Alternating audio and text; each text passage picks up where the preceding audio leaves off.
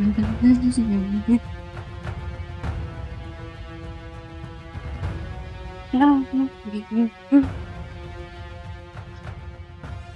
পরে আয় এদিকে। ইন্দ্রানীলা কই যাস? সুমন ভাই, তো তোমার হাতে দা কেন? আমার হাতে দা কেন শুনবি? একজন যে তার বাপরে নাকি কইতেছে আমি নাকি তারে দা দিয়া কোপামু। আমি ভাবলাম যে শালার আমি তো দা তারে দেখাই নাই, কিন্তু কোপ দিমু কখন? যেহেতু তার কোপ খাওয়ার এতই শখ, আর আমার কি একটা দায়িত্ব না যে তার এই খায়েসটা পূরণ করার? কি করছ তুই? একটা কোপ দেই। সুমন ভাই, তুমি কি আমার মিন করে কইতেছো?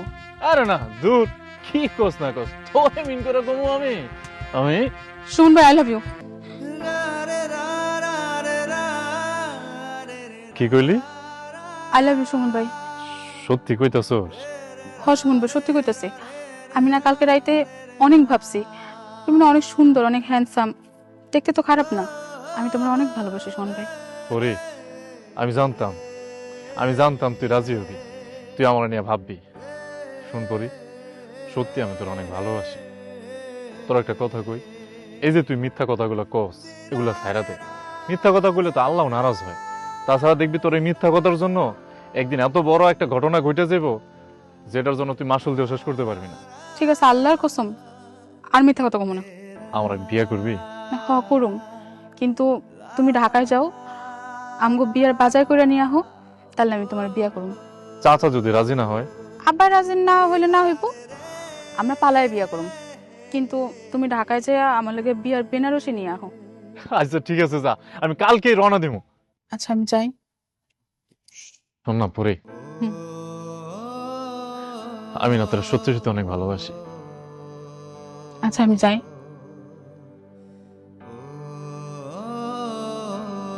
আমি কিন্তু বাজার করে নিয়ে আসুম, তুই রেডি হয়ে থাকিস।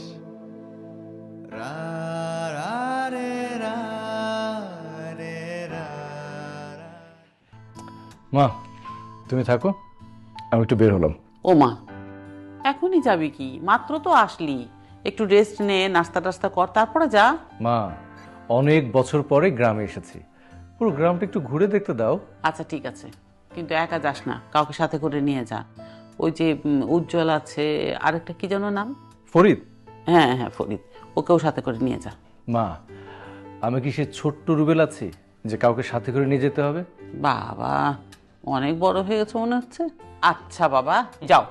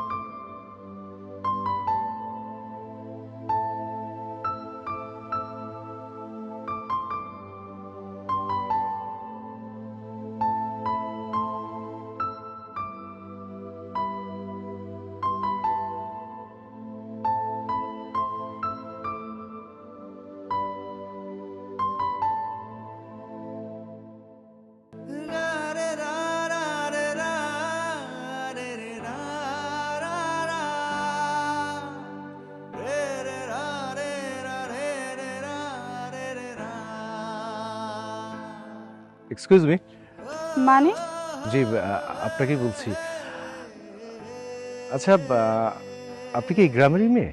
জি, আমি এই গ্রামের একমাত্র মেম্বার সাহেবের একমাত্র মেয়ে।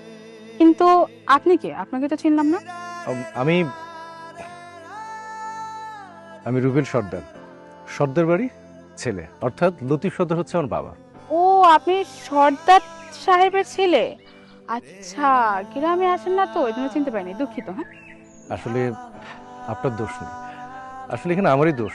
এত সুন্দর গ্রাম শহরে থাকা হয়, আশায় হয় না। যদি আগে আসতাম হয়তো আপনার সাথে আগে দেখা হতো। আপনার নাম? জি, আমার নাম হলো পরি, সবাই আমাকে পরি বলে ডাকে। পরি?